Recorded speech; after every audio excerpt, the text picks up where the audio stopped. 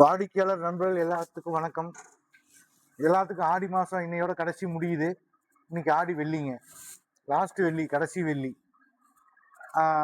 சிறப்பாக எல்லாரும் மிஷின் எடுத்து நம்ம கொடுத்த இலவசமான ஸ்டூலு, ப்ளோயர் அண்டு வீல் எல்லாரும் வாங்கினாங்க.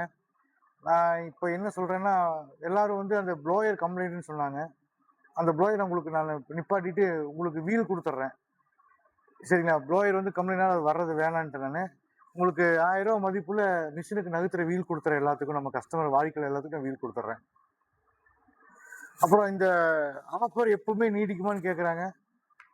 உங்கள் எல்லாத்துக்குமே இனிமேல் நான் ஸ்டூல் கொடுக்கலான்ட்டு இருக்கேன். மிஷின் எடுக்கிறவங்க எல்லாத்துக்குமே வந்து 1000 ரூபா மதிப்புள்ள ஸ்டூல் கொடுத்துடலாம் அப்படின்ட்டு இருக்கேன். இனிமேல் நீங்கள் ஸ்டூல் வாங்கிக்கலாம், சரிங்களா? அப்புறம் நம்ம இந்த ஆஃபர் முடிஞ்சிருச்சு. நம்ம மிஷினை பற்றி வந்துடுவோம். இந்த மிஷினில் வந்து இப்போ புதுசாக எடுக்கிறவங்க எல்லாருமே நல்லா ஒரு விஷயம் தெரிஞ்சுக்கோங்க. இங்கே வாங்க.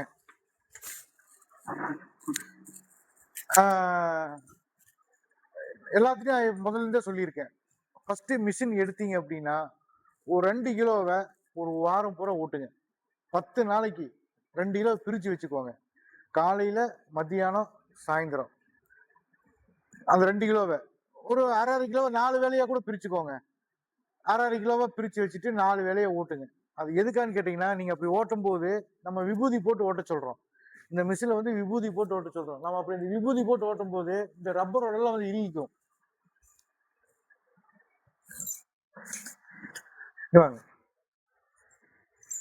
நம்ம எல்லா ஸ்பேர் பார்ட்ஸ் இங்கே தான் வச்சிருக்கோம். இந்த ரப்பர் ரோலர்ல வந்து பார்த்தீங்கன்னா இதான் வந்து மிஷின் கடி வர ரப்பர் ரோலர்.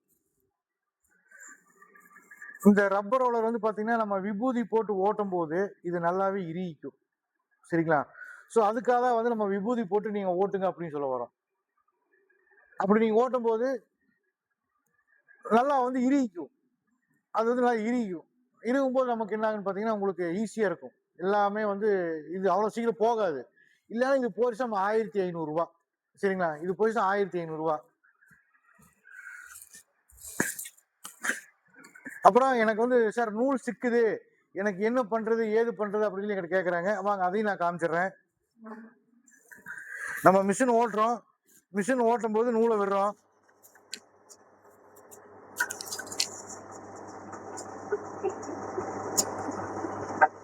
நம்ம இப்படித்தான் நூலை விடணும், இப்படித்தான் நூல் வரணும், சரிங்களா?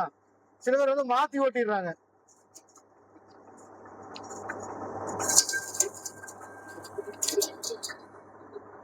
மாத்தி ஓடும்போது அரைச்சிருது நூல். பாருங்க, இது இப்படி ஓட்டக்கூடாது. பாருங்க, இது வந்து அரைச்சிருது, இப்படி ஓட்டக்கூடாது. இப்படித்தான் ஓட்டணும். இது நூலா போய் பாத்தீங்களா, இப்படித்தான் ஓட்டணும். ஸோ இது வந்து இதுதான் ஓட்டுற மெத்தடு. ரெண்டாவது இன்னொன்று என்னன்னு கேட்டீங்கன்னா, நூல் வந்து ட்ரம்ல இருந்து போக மாட்டேங்குதுன்னு சொல்றாங்க. வாங்க அதுக்கு நான் எப்படி காமிச்சிடுறேன், சரிங்களா? இந்த ட்ரம்லயே வந்து நூல் சுத்துது அப்படின்னா அது ஒரு ப்ராப்ளம். மொத்தம் இந்த மிஷின்ல வந்து மொத்தம் வந்து 3 விதமான ப்ராப்ளங்கள் வரும், இயந்திர கோளாறு வரும். அந்த 3 விதத்தையும் இப்ப நான் சொல்லிடுறேன்.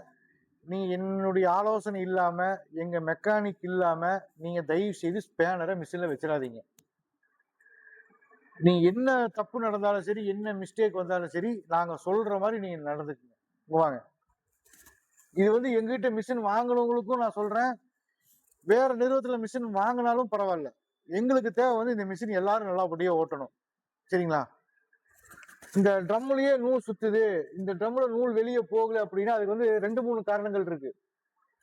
ஒண்ணு, இந்த நட்டு வந்து பாத்தீங்கன்னா இங்க இருக்கிற போல்ட் வந்து லூஸ் ஆயிடுச்சுன்னா உங்களுக்கு வந்து நூல் வந்து வெளியே போகாது. ஸோ நம்ம என்ன பண்ணோம்னா இந்த செக் நட்டை லூஸ் பண்ணிட்டு இந்த மெயின் போல்ட்டை ஒரு அரை மரம் டைட் வைக்கணும். 16-17 ஸ்பேனர் அரை மரம் டைட் வைக்கணும். டைட் வச்சிங்க அப்படின்னா ட்ரம்ல இருந்து நூல் வந்து வெளியே போயிடும்.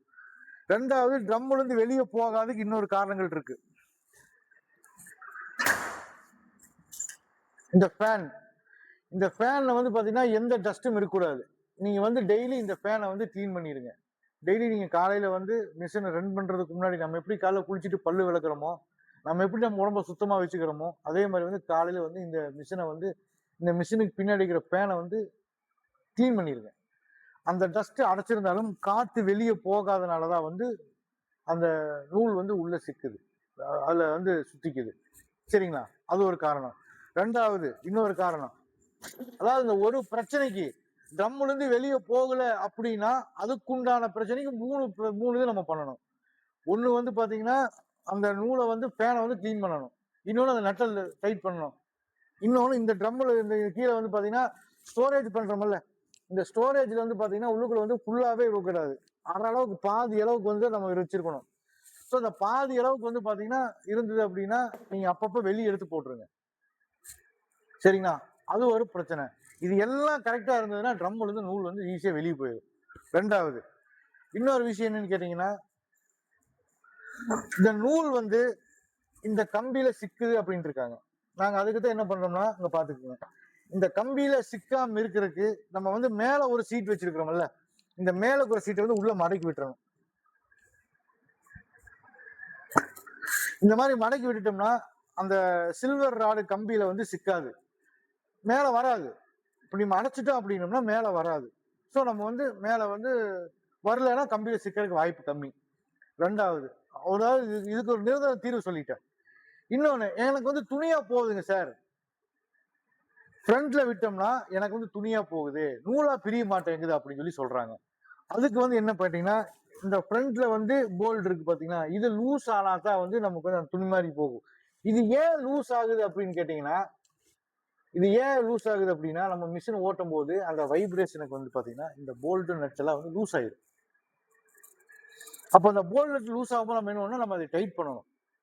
அதை நம்ம டைட் பண்ணணும் அப்படின்னா எல்லாமே நான் சொல்றது எல்லாமே இந்த செக் நட்டை லூஸ் பண்ணிட்டு, இந்த ரெண்டு பக்கம் இருக்கிற செக் நட்டை லூஸ் பண்ணிட்டு ஒரு அரை மரை மட்டும் டைட் வைங்க. திரும்பவும் சொல்றேன், கம்பல்சரியா கேட்டுக்கோங்க, ஒரு மரை டைட் வச்சிடாதீங்க. நீங்க அதாவது கொஞ்சம் கொஞ்சமா வைங்க, இன்ச்சா வைங்க. எப்படி துணிய நூலா போகுது அப்படின்னு பார்த்துட்டு அதுக்கு தகுந்த மாதிரி கொஞ்சம் கொஞ்சமா அரை மறையா டைட் வச்சீங்கன்னா போதும். உங்களுக்கு வந்து நூல் வந்து நூலா போயிடும், துணியா போகாது. அவ்வளவுதான். இதுல வர ஃபால்ட் இவ்வளவுதான். இந்த கம்பியில எதனால சிக்குதுன்னு கேக்குறீங்க, கம்பிலி ட்ரம்லிங், அதுக்கு உண்டான விளக்கத்தை நான் சொல்றேன்.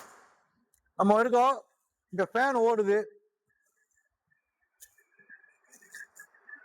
நார்மலா வந்து இந்த ஃபேன் ஓடல அப்படின்னா இந்த நூல் வந்து இப்படித்தான் விழுகும். பாருங்க, நம்ம அங்கிருந்து ஓடுறோம், நூல் வந்து இப்படித்தான் விழுகும். சரிங்களா? இப்படித்தான் விழுகும். இப்படி ஓடும் போது என்ன ஆகுன்னா, இங்க வாங்க சொல்றேன், இப்படி நூல் விழுகும் போது இந்த கம்பியில சிக்கறதுக்கு வாய்ப்பு இருக்கு. சரிங்களா? இப்படியே நேரம் வந்து என்ன மறுபடியும் ரோலர்லயே சுத்துறதுக்கு வாய்ப்பு இருக்கு. அதுக்கு தான் நம்ம ஃபேன் கொடுத்துருக்கோம். வாங்க காமிக்கிறேன்.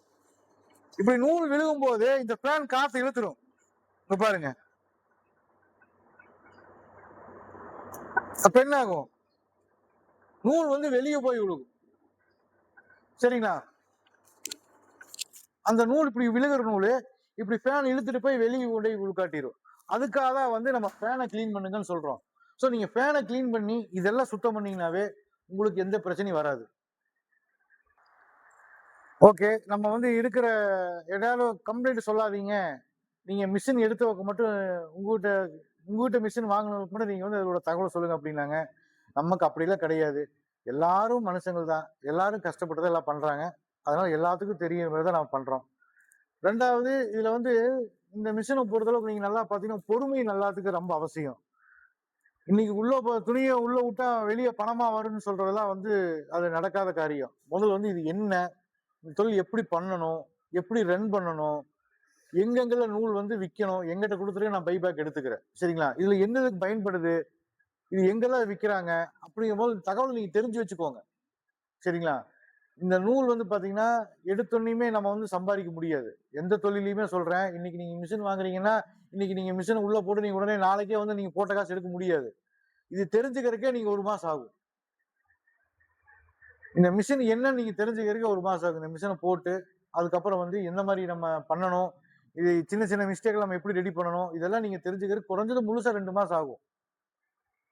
சரிங்களா? நீங்க அதுவும் இல்லாம இன்னொரு புதுசா நீங்க மிஷின் வாங்கணும்னு நினைக்கிறவங்க வந்து இந்த நூலெல்லாம் எங்கெங்கெல்லாம் சேல்ஸ் ஆகுது, யாரெல்லாம் இந்த நூலை வாங்குறாங்க, எந்தெந்த ஸ்பேர் பார்ட்ஸ் கடைக்கு வாங்குறாங்க. நான் இது வந்து பார்த்தீங்கன்னா நூலை சொல்லிடுறேன்.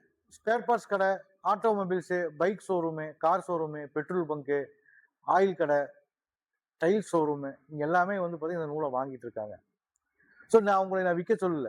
இது எதுக்காக நான் சொல்றேன்னா, நீங்க இந்த நூலை பிரிக்கிறதுக்கு இந்த மிஷினை வாங்கி நீங்க பிரிக்கிறதுக்கு முன்னாடி நீங்க ஜஸ்ட் போய் அந்த கடையில போய் இந்த நூல் தானா விற்கிறாங்களா, இதுக்கு மார்க்கெட்டிங் இருக்கா, இதுக்கு வாண்டட் இருக்கா, அப்படி நீங்க எல்லா பக்கமும் போய் தொலைவி பாருங்க. நீங்க என்னுடைய கம்பெனிக்கு வந்தவங்களுக்கு தெரியும். நம்ம கம்பெனில ஃபர்ஸ்ட் பாத்தீங்கன்னா எனக்கு இங்க நடக்கிறதுக்கே இடம் இருக்காது. இந்த இது வரைக்கும் எனக்கு ஃபுல்லா வச்சிருப்பேன். கிட்டத்தட்ட வந்து பாத்தீங்கன்னா ஒரு 5000 மூட்டை வச்சிருப்பேன். 150 டன் 200 டன் பக்கம் நான் வச்சிருந்தேன். எதனாலன்னு கேட்டீங்கன்னா ரேட்டு கம்மியா போயிட்டு இருந்தது. அதனால வந்து இந்த நூலை வந்து சேல்ஸ் பண்ணாம வச்சிருக்கேன். இன்னைக்கு எனக்கு நூல் இல்ல. எல்லாமே துணிதான் வச்சிருக்கேன் பாருங்க. எல்லாமே மெட்டீரியல் தான். இதுவும் ரா மெட்டீரியல் தான், அதுவும் ரா மெட்டீரியல் தான். எல்லாமே ரா மெட்டீரியல் தான். எங்க நூலுகள் வந்து இங்க ஒரு பண்டல் தான் இருக்குது. வாங்க காமிக்கிறேன்.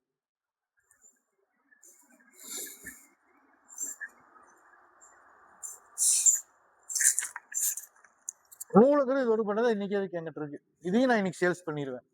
சரிங்களா? சோ அதனால வந்து எனக்கு வந்து இந்த நூலுக்கு நிறைய வாண்டட் இருக்கு. அதே மாதிரி இன்னொரு விஷயம் என்னன்னா, வெளியே வந்து மிஷின் வாங்கினேன், எனக்கு வந்து நூல் எடுக்க மாட்டேங்கிறாங்க அப்படின்னு நிறைய பேர் என்கிட்ட கேட்டிருக்காங்க. நான் நூல் வாங்கிக்கிறேன். நீங்க வெளியே எங்க மிஷின் வாங்கினாலும் சரி, நீங்க மிஷின் யார்கிட்ட வாங்கினாலும் சரி, அந்த நூலை நான் திருப்பி எடுத்துக்கிறேன். சரிங்களா? இந்த உத்தரவாதமா நான் வந்து கொடுக்குறேன். எல்லாரும் முன்னிலையும் சபையிலேயே நான் வீடியோல சொல்றேன். மிஷின் நீங்க எங்க வாங்கினாலும் சரி, யார்கிட்ட வாங்கினாலும் சரி, நூல் அவங்க எடுக்கலையா, நான் எடுத்துக்கிறேன். ஏன்னா எனக்கு அந்த அளவுக்கு நூலுக்கு எனக்கு வந்து டிமாண்ட் இருக்கு. ஸோ நீங்க தைரியமா வந்து நீங்க வெளியே வாங்கியிருந்தாலும் பரவாயில்ல, நீங்க எதை பத்தியும் கவலைப்பட வேணாம். ஸ்க்ரீன்ல என் நம்பர் இருக்குது. கால் பண்ணுங்க. நூலை வந்து நான் எடுத்து நான் உங்களுக்கு அடுத்த 2 நாள் பேமெண்ட் நான் உங்களுக்கு கொடுத்துருவேன். நான் விற்கிறேனோ விற்கலையோ எனக்கு அதை பத்தி 2வது பிரச்சனை.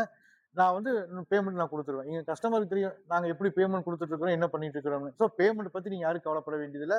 நான் அடுத்த 2 நாள்ல உங்களுக்கு நான் பணம் கொடுத்துருவேன். நீங்க வெளியே எங்க மிஷின் வாங்கினாலும் சரி, நீங்க வெளியே எங்க துணி வாங்கினாலும் சரி, எல்லாத்தையும் நான் கொடுத்துருவேன். சரிங்களா? சரி, இன்னைக்கு நம்ம இது போதும்னு நினைக்கிறேன். உங்களுக்கு ஏதாவது டவுட்டா இருக்குது அப்படின்னு எனக்கு நீங்க கமெண்ட் பண்ணுங்க. அந்த கமெண்ட்டை படிச்சு பார்த்துட்டு அதுக்குள்ளான விளக்கத்தை நான் நாளைக்கு நான் சொல்றேன். நன்றி, வணக்கம்.